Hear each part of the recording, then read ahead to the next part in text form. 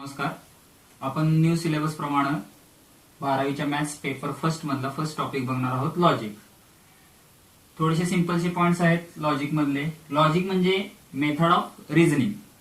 Okay, त्यात आता statement असते. स्टेटमेंट म्हणजे काय सांगितलंय? A declarative sentence which is either true or false. म्हणजे एखादं वाक्य, त्याचं उत्तर तुम्हाला ट्रू ऑर फॉल्स देता आलं पाहिजे, तर ते स्टेटमेंट असणार आहे लॉजिक मध्ये. ओके, आता नंतर सांगितलंय compound statement. If a statement is combination of two or more simple statements, it is called as compound statements. म्हणजे दोन किंवा दोन पेक्षा जास्त सिंपल स्टेटमेंट्स, म्हणजे ज्याचे उत्तर आपल्याला ट्रू किंवा फॉल्स देता येतात, ते एकत्र केल्यानंतर जे स्टेटमेंट तयार होतं त्याला कंपाऊंड स्टेटमेंट म्हणायचं आहे. ओके, म्हणजे ते कंपाऊंड स्टेटमेंट तुम्हाला हे खाली कनेक्टिव्ह आहेत त्याच्यावरून जोडता येऊ शकतं. हे आता 5 कनेक्टिव्ह दिले आहेत. पहिला आहे अँड. अँडला म्हणतात आपण कंजंक्शन, हा त्याचा सिम्बॉल आहे. दुसरा आहे ऑर. ऑरला म्हणतो आपण डिसजंक्शन, त्याचा सिम्बॉल आहे. इम्प्लिकेशन आहे, त्याला म्हणतो आपण कंडिशनल, हा त्याचा सिम्बॉल आहे, एरो आहे हा. आणि डबल इम्प्लिकेशन, त्याला बाय कंडिशनल म्हणतो, हा सिम्बॉल आहे. आणि लास्टचं कनेक्टिव्ह आहे निगेशन, आणि त्याचं हे सिम्बॉल. आता फर्स्ट आपण बघणार आहोत ट्रूथ टेबल फॉर कंजंक्शन, म्हणजे अँड साठी बघणार आहोत. आता आपण त्यासाठी दोन स्टेटमेंट घेऊ, दोन सिंपल स्टेटमेंट घेऊ. पहिले एक स्टेटमेंट आहे पी, दुसरे एक स्टेटमेंट आहे क्यू, आणि त्याच्यामध्ये आपण कंजंक्शन वापरणार आहोत. म्हणजे इथं होणार आहे पी अँड क्यू. ओके, आता हे कंपाऊंड स्टेटमेंट झालं इथे. आता बघा, ज्यावेळी तुमच्याकडे दोन सिंपल स्टेटमेंट असतील, म्हणजे हा पी ट्रू किंवा फॉल्स असू शकतो, क्यू पण ट्रू किंवा फॉल्स असू शकतो. म्हणजे ह्याच्या 4 जोड्या तयार होत आहेत. म्हणजे बघा इथे बघा, पी पण ट्रू आहे, क्यू पण ट्रू आहे. पी ट्रू आहे, क्यू फॉल्स आहे. पी फॉल्स आहे, क्यू ट्रू आहे. आणि पी पण फॉल्स आहे आणि क्यू पण फॉल्स आहे. ट्रूला आपण कॅपिटल टी न डिनोट करतोय, फॉल्सना आपण कॅपिटल एफ न डिनोट करतोय. म्हणजे या 4 शक्यता झाल्या. लक्षात ठेवा, दोन सिंपल स्टेटमेंट असतील तर 4 शक्यता होणार आहेत. ओके, म्हणजे 2 नंबर ऑफ सिंपल स्टेटमेंट्स. इथं एन तुमचा 2 आहे, म्हणजे 2 इज इक्वल टू 4. त्या 4 शक्यता तयार झालेल्या आहेत. जर समजा तुमच्याकडं पी क्यू आर असे 3 सिंपल स्टेटमेंट असतील तर 2n म्हणजे 2 बरोबर 8 शक्यता तयार होणार आहेत. ते आपण नंतर बघू. आता आपण फक्त पी आणि क्यू साठीच बघतोय. म्हणजे डायरेक्ट लक्षात ठेवायचं असेल तर आपल्याला माहित आहे की 2 सिंपल स्टेटमेंट आहेत तर 4 शक्यता तयार होणार आहेत. म्हणजे जेवढ्या शक्यता आहेत त्याच्या निम्मे, पहिल्यांदा 4च्या निम्मे 2t 2f असं लिहायचं आहे. आणि परत पुढच्या कॉलम मध्ये इथं 2t 2f होतं, 2च्या निम्म करायचं, परत 1t 1f 1t 1f असं तुम्ही डायरेक्ट ह्या 4 शक्यता लिहू शकता. आता अँड चा रूल कसा लक्षात ठेवायचा बघा. आपण t ला 1 मानू 1 आणि f ला 0 मानू. ओके, आणि अँड म्हणजे मल्टिप्लिकेशन लक्षात ठेवायचं. अँड म्हणजे मल्टिप्लिकेशन. म्हणजे इथं काय होणार आहे बघा, P अँड Q 1 into 1 1, आणि 1 म्हणजे काय होणार आहे T. 1 into 0 काय होणार आहे 0. 0 म्हणजे F. 0 into 1 हे पण काय होणार आहे 0. आणि 0 into 0 हे पण काय होणार आहे 0. हा तुमचा ट्रूथ टेबल तयार झालेला आहे. आणि तुम्ही डायरेक्ट असं पण लक्षात ठेवू शकता की अँडच्या टेबलमध्ये ज्यावेळी दोन्ही टी असतील त्यावेळेस आन्सर कॉलम मध्ये टी येईल, अदरवाइज आन्सर कॉलम मध्ये एफ येणार आहे. आता आपण सेकंड बघणार आहोत ट्रूथ टेबल फॉर डिसजंक्शन. डिसजंक्शनला नाव आहे आपलं ऑर. म्हणजेच आपण बघणार आहोत पी ऑर क्यू. मागासारखे 4 कंडिशन आहेत, T T T F F T F F. आता मग सांगितल्याप्रमाणे टी म्हणजे 1 आहे, एफ म्हणजे 0 आहे. हे तुम्ही ऑन ऑफ असं पण लक्षात ठेवू शकता. 1 म्हणजे ऑन, 0 म्हणजे ऑफ. ओके, आता इथं ऑर म्हणजे लॉजिकल ऍडिशन. लक्षात ठेवा काय इथं लॉजिकल ऍडिशन, आणि लॉजिकल ऍडिशन ही एकच्या पुढे जात नाही, एवढं लक्षात ठेवायचं. लॉजिकल ऍडिशन एकच्या पुढे जात नाही, म्हणजे इथं प्लस असणार आहे. लॉजिकल ऍडिशन आपण हा प्लस असा दाखवूया. ओके, एकच्या पुढे तो जात नाही, म्हणजे इथं टी म्हणजे 1, हा टी म्हणजे 1, 1 + 1 इथं होणार आहे. 1 + 1 1, कारण की एकच्या पुढे उत्तर जाणार नाही, म्हणजे तिथं टी येणार आहे. 1 + 0 1, इथं पण उत्तर टी येणार आहे. 0 + 1 उत्तर 1, 0 + 0 0.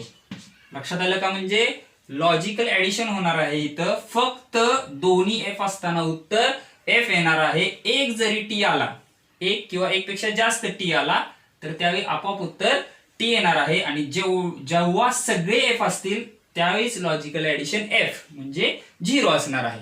आता आपण बघणार आहोत ट्रूथ टेबल फॉर कंडिशनल. त्याला दुसरं नाव आहे implication, single sided arrow. Okay, आता मगासारखंच मी पी आणि क्यू लिहिलेले आहेत, पण इथं एक फरक दिसतोय तुम्हाला की इथं मी पी इम्प्लाइज क्यू पण लिहिलेला आहे आणि क्यू इम्प्लाइज पी पण लिहिलेला आहे.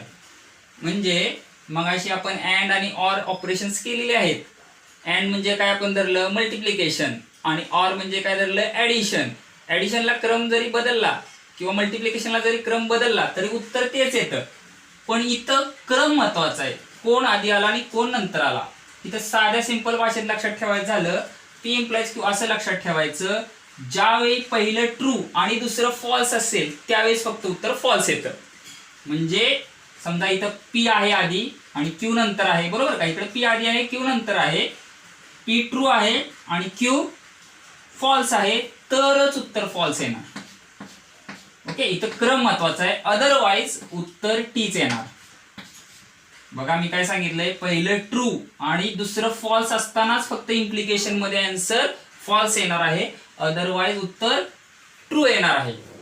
त्यामुळे इथं ऑर्डर महत्वाची आहे. आता इथं पहिला क्यू बघायला लागणार आहे आणि नंतर पी बघायला लागणार आहे. क्यू ट्रू असेल आणि पी फॉल्स असेल तरच उत्तर फॉल्स येणार आहे. मग आता बघा इथं क्यू ट्रू आहे पण इकडे फॉल्स आहे का? बघा इथं क्यू ट्रू आहे आणि पी फॉल्स आहे, इथं उत्तर फॉल्स येणार आहे. ऑर्डर महत्वाची आहे. आधी आपण क्यू बघायचं, स्टार्ट क्यू न झालेला आहे आणि एंड पी वर झालेला आहे. पहिलं ट्रू आणि दुसरं फॉल्स असताना फक्त फॉल्स, अजून कुठं तशी कंडिशन नाही, बाकीच्या उत्तर टी येणार आहे. अशा पद्धतीनं हा रूल कंडक्ट होतोय. लक्षात ठेवा इथं ऑर्डर महत्वाची आहे, एवढ्याच रूल मध्ये ऑर्डर महत्वाची आहे, म्हणून पी इम्प्लाइज क्यू चा एक कॉलम केला गेलेला आहे, क्यू इम्प्लाइज पी चा एक कॉलम केलेला आहे. आपण आता बघणार आहोत truth table for biconditional. Okay, म्हणजे डबल इम्प्लिकेशन, हा त्याचा सिम्बॉल आहे डबल इम्प्लिकेशनचा. पी आणि क्यू आपण लिहून घेतलेला आहे, हे वाचायचं आहे P double implies Q, P double implies Q. आता हा रूल कसा लक्षात ठेवायचा आहे, ज्यावेळी दोन्ही इनपुट सेम असतील त्यावेळेस तुमचा आन्सर ट्रू येणार आहे.